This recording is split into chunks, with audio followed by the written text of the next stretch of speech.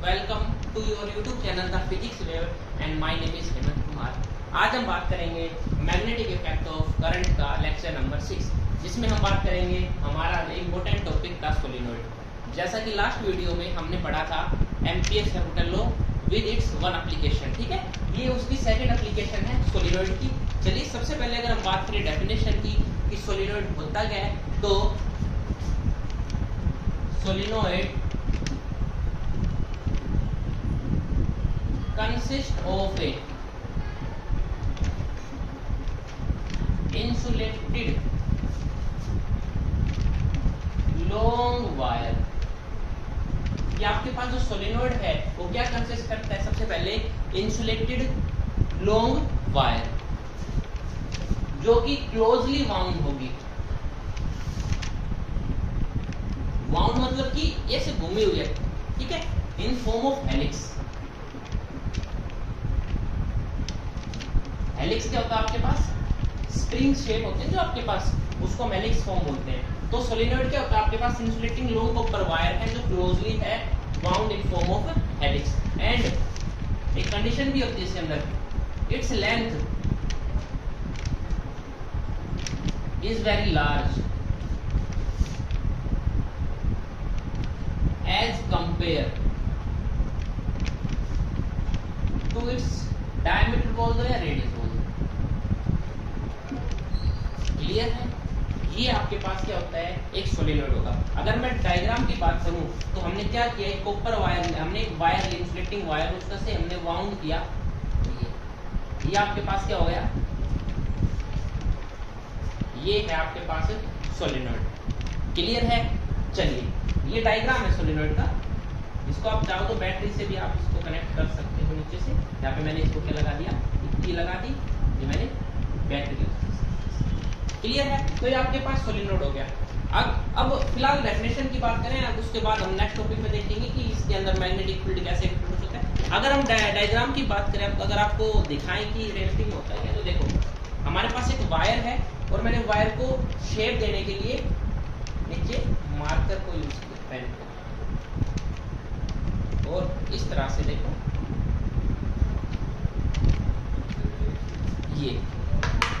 ये देखो, ये जो आपको दिख रहा है ना, ये सोलिनॉइड है, ठीक है। इसके बीच में कुछ भी नहीं है, ठीक है। एक और आता है आपके पास इलेक्ट्रोमैग्नेट। इलेक्ट्रोमैग्नेट भी सेम है, लेकिन उसके बीच में हम सॉफ्ट आयरन कोर के चारों तरफ लपेटते हैं, लेकिन इसमें हमने, हालांकि आपके पास एक आयरन की वो है, ठीक है, लेकिन हमारे पास इंसुलेटेड कॉपर वायर होता है। इंसुलेटेड क्या होता है कि जो आइडियल केस होता है उसके अंदर बहुत पास होते हैं नंबर ऑफ टर्न्स, कभी टच ना हो, शॉर्ट सर्किट ना हो, उसके लिए हमारे पास क्या होता है, दूर दूर मैंने आपको बना के दिखाया, ठीक है। तो ये आपके पास क्या सोलिनॉइड है। सिमिलरली दिस, अब सोलिनॉइड है, चलो अब इसके अंदर तक मैग्नेटिक फील्ड भी देखेंगे, ठीक है। इसके अगर इसी में अगर टॉपिक की बात करें कि मैग्नेटिक फील्ड, इसके अंदर हुआ क्या, देखो दूसरा हुआ क्या इसके अंदर कि मान लो इसके अंदर से करंट जाएगा, तो करंट की डायरेक्शन बताते हैं। चलो करंट ऐसे जा रहा है, क्लियर है? यानी करंट ऐसे जाके ऐसे, फिर वापस इसमें से ऐसे गया, ऐसे गया, ऐसे गया, ऐसे होता हुआ इसके अंदर से गया। ये डायरेक्शन ऑफ करंट है आपके पास। भाई कहां गया वो सोलिनॉइड? ये रहा। ये सिमिलरली ना ये इस तरह से है, ये रहा कि करंट क्या हो रहा है, ये आपके पास करंट आ रहा है, वैसे जा रहा है। अच्छा, अगर मैं करंट की बात करूं तो देखो करंट मान लो ऐसे जा रहा है इस डायरेक्शन से, ठीक है। जो आपके पास ये देखो दो है, ये आपके पास जो लंबी वाली वायर है, मान लो डायरेक्शन ऑफ करंट ऊपर है, ऊपर से जा रहा है तो आपको करंट ऐसे जाता दिखेगा। यानी कौन सी शेप है ये एंटी क्लॉकवाइज है। एंटी क्लॉकवाइज मतलब ये कौन सा पोल होगा? नॉर्थ, ऐसे जा रहा है। और इधर जाता हुआ आपको कैसे दिख रहा है? क्लॉकवाइज, है ना, ऐसे जा रहा है करंट, ऐसे घूमता हुआ, ऐसे आता हुआ, ऐसे नीचे जा रहा है। मतलब ये कौन सा पोल हो गया? North pole. सिमिलरली ये आपके पास कौन सा पोल हो गया? इसमें हमारे पास करंट है, ये क्लॉकवाइज है, मतलब ये साउथ पोल हो गया। ये आपके पास कौन सा पोल हो गया? नॉर्थ पोल हो गया। अब जैसे ही आपको नॉर्थ और साउथ पोल मिल गए, आपको तो भगवान मिल गया। यानी कि आपको क्या मिल गई? Magnetic line. तो कहां से निकलना स्टार्ट हो गई? नॉर्थ से कहां की तरफ? ये अक्सर एक नंबर में कभी कभी मन हो तो पूछ लेते हैं कि मैग्नेटिक फील्ड लाइंस बनाओ सोलेनॉइड के एक्रॉस। ये आउटसाइड की बात होगी। अगर इनसाइड की बात करूं तो इनसाइड कहां जाएगी? साउथ से नॉर्थ में। सर तो बार मैग्नेट जैसा हो गया, बताएंगे उसमें फर्क क्या है। ये बार मैग्नेट की इक्विवेलेंट है बट नहीं है, ठीक है। तो ये आपके पास क्या हो गया, magnetic field lines around the solenoid. हाँ, अब क्वेश्चन आता है कि सर ये बार मैग्नेट जैसा है तो उसमें फर्क क्या है। फर्क देखो, अब we get strong and uniform magnetic field.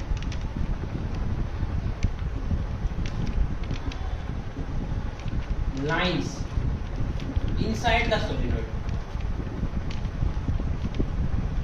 अब आप बार मैग्नेट को थोड़ा तोड़ोगे, अगर आपको यूनिफॉर्म और स्ट्रॉन्ग, अगर आपको क्या चाहिए, मैग्नेटिक फील्ड लाइन चाहिए, तो क्या आप उसको तोड़ दोगे बार मैग्नेट को? नहीं तोड़ सकते ना।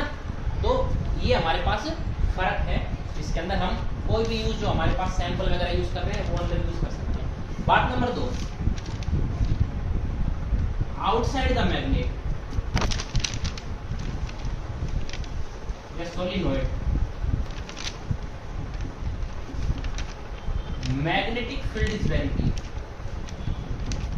ये बात इंपॉर्टेंट है कि आपके पास सोलिनॉइड के बाहर जो मैग्नेटिक फील्ड है वो बहुत ज्यादा ही वीक है, ठीक है। बाहर जो आपके पास, और अगर मैं आइडियल केस की बात करूं, और आइडियल केस में आउटसाइड आपको मैग्नेटिक फील्ड कितना मिलेगा, 0, यानी बाहर कोई नहीं मिलेगा। अब क्वेश्चन आया कि क्यों नहीं मिलेगा बाहर मैग्नेटिक फील्ड।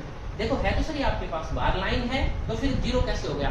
ये 0 इसीलिए हो गया, ये क्वेश्चन भी आता है कि why magnetic field outside the solenoid is so weak, because जो आपके अंदर का मैग्नेटिक फील्ड है वो uniform and very strong magnetic field है, so its effect cancel the outside magnetic field, ठीक है।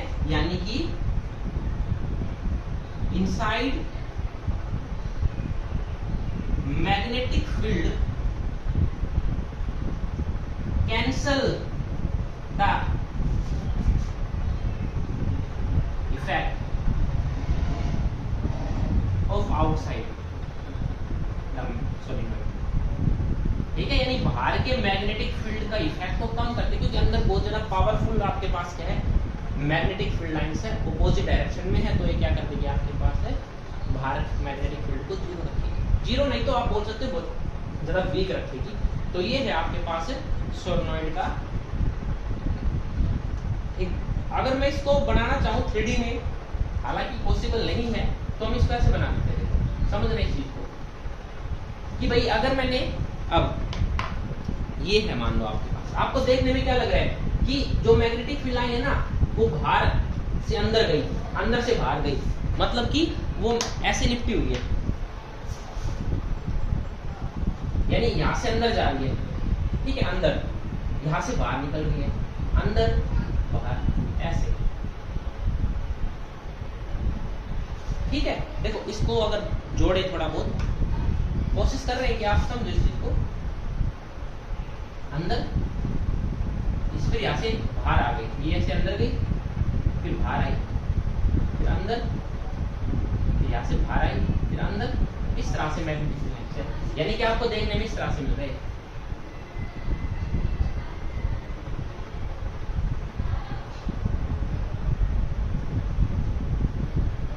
ठीक है भाई, ये आपको सिर्फ ये एरिया दिख रहा है सामने से, फ्रंट से, पीछे का एरिया नहीं, ठीक है। हालांकि ये आपके पास सोलिनॉइड है, ठीक है। अब इसके बाद हम बात करेंगे मैग्नेटिक फील्ड को कैलकुलेट करेंगे।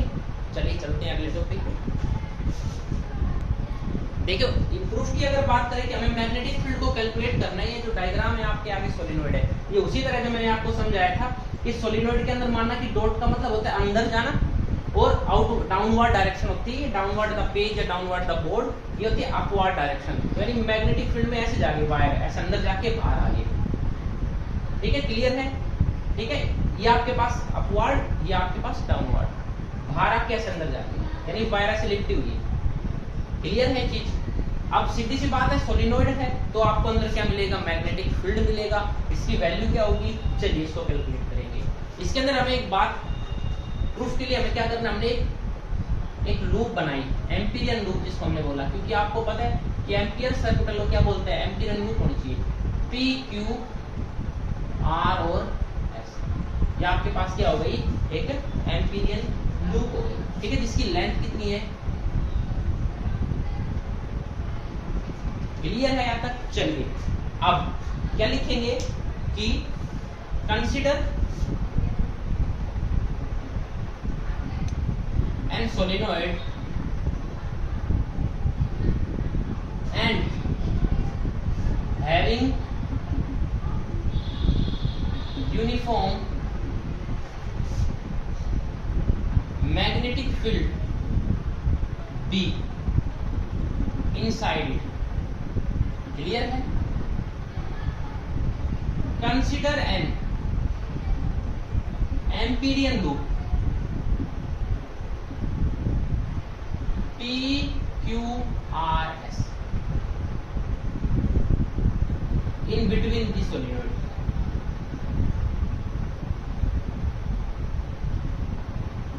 according to ACL एम्पियर्स पर टोटल लो क्या बोलता है बताओगे मेरे को, B डॉट dl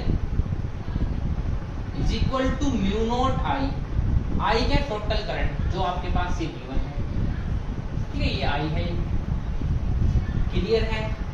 चलो भाई अब ये देखो मैंने पहले बताया था कि इसका मतलब होता है लूप होना चाहिए, लेकिन अब ये देखो इंटीग्रेशन किसके रिस्पेक्ट में, लेंथ के रिस्पेक्ट में है। अब क्या अकेली एक लेंथ है वो क्या कभी लूप बना पाएगी, नहीं बनाती, तो इसमें कितनी लेंथ जुड़ी हुई है, 1 2 3 और 4। देखो अब इसको हम कैसे करेंगे, यानी इसको मैं बेसिकली लिखता हूँ PQRS, कौन सी लूप आपके पास PQRS, इसको हम ब्रेक करेंगे। अब B इक्वेशन नंबर 1 है B डॉट dl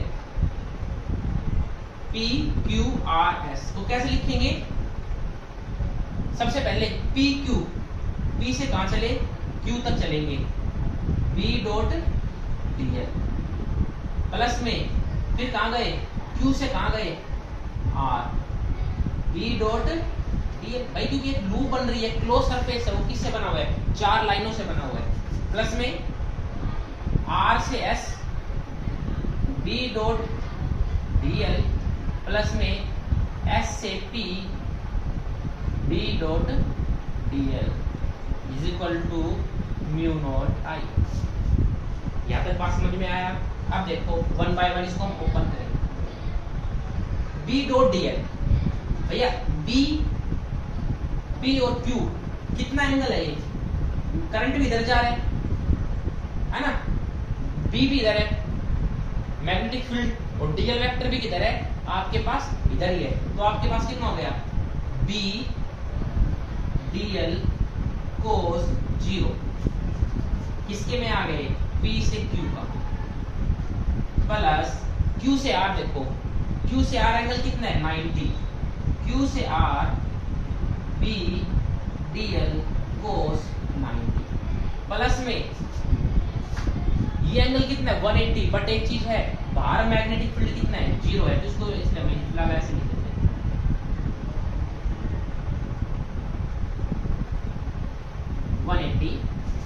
प्लस में B dl cos 90, देखो दोबारा से S और P के बीच में is equal to mu naught I। क्या यहाँ तक क्लियर है बात, देखें ब्लैक बोर्ड पे, हाँ बिल्कुल क्लियर आ रहा है, ठीक है भाई, यहाँ तक आपके पास आ गया।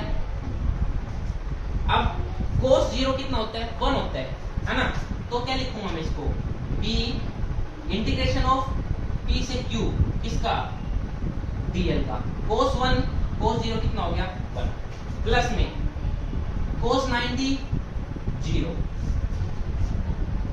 cos 90 0, भैया ये देखो आप R और S का केस, ये भी कितना आएगा 0, क्यों, क्योंकि मैग्नेटिक फील्ड जो आउटसाइड है वो कितना होता है सोलिनॉइड में 0 होता है, हम बोल देते हैं बहुत वीक है, या हम क्या बोल रहे हैं 0 है, तो ये भी 0 हो गया, ये भी 0 हो गया, ये भी 0 हो गया, तो किसके बराबर आया म्यू नॉट I के बराबर आया।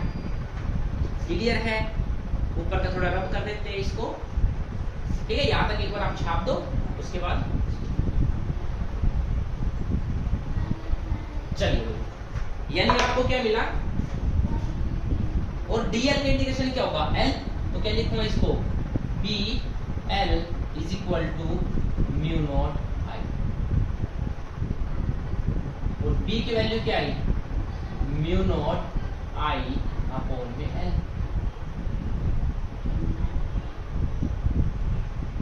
ठीक है भैया।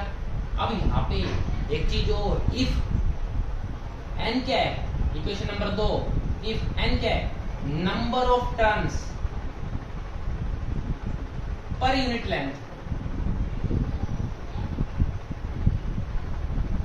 Number of turns per unit length है ये आपके पास, छोटा एन क्या है, number of turns per unit length, यानी एन अपॉन में एल।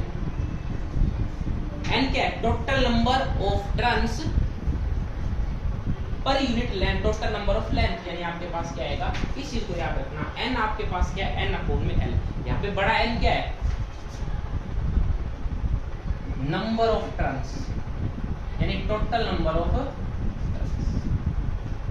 क्लियर है, ये एल है लेंथ, हम कितनी मान रहे हैं सोलिनॉइड की, एल, हमने लेंथ कितनी मानी हुई सोलिनॉइड की, 16।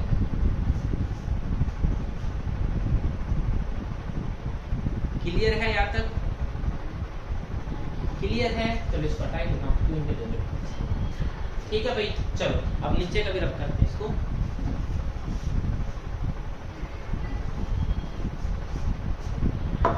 यानी कि आपके पास इफ एन आपके पास क्या है, total number of turns. Clear है यहां तक। अब देखो number of turns in length L, बताओ मेरे को, number of turns in length L. भाई पर यूनिट लेंथ में कितने हैं, एन है, तो इस टोटल में कितने होंगे, एन। भाई पर यूनिट लेंथ अगर 1 सेंटीमीटर की बात करूं तो वहां पे एन है, और मान लो जो लेंथ है ये 5 सेंटीमीटर है, तो कितना हो गया, 5 मल्टीप्लाई बाई, ठीक है, समझ में आया भाई। 5 सेंटीमीटर है, 5 टन है पर सेंटीमीटर, 1 सेंटीमीटर में 5 टन आ रहे हैं, और ये आपके पास 2 सेंटीमीटर का है, तो कितने टन हो गए, 10 नहीं हो गए। सिमिलरली एन एन, सो ये इक्वेशन क्या बन गई, B is equal to mu naught N L I upon में एल, यानी क्या, इफ एन टर्न्स है, अगर आपके पास एन टर्न होंगे तो इक्वेशन क्या बन गई, एन से मल्टीप्लाई कर दिया एन से, तो B की वैल्यू आपके पास क्या आई, म्यू नॉट एन आई। ये है magnetic field inside the solenoid और near the end of the solenoid. ठीक है, ये अंदर सॉलिनॉइड के कितना होगा, मैग्नेटिक फील्ड कितना होगा, इस फॉर्मूले को याद रख लेना। ठीक है, mu B is equal to mu naught N I, magnetic permeability for free space. ठीक है, एन क्या है, number of turns per unit length, तो ये क्या है आपके पास, आई क्या है, करंट। मैग्नेटिक फील्ड किस पे डिपेंड करता है, नंबर 1 नंबर ऑफ टर्न्स पे, जितने नंबर ऑफ टर्न्स ज्यादा होंगे उतना स्ट्रॉन्ग मैग्नेटिक फील्ड होगा। नंबर 2 करंट, जितना स्ट्रॉन्ग करंट होगा उतना ही आपके पास स्ट्रॉन्ग क्या होगा, मैग्नेटिक फील्ड होगा। तो ये आपका टॉपिक है सोलेनॉइड कंप्लीट। क्लियर है यहाँ तक। अगर आपको वीडियो समझ में आई हो तो please like share subscribe my YouTube channel. Thank you.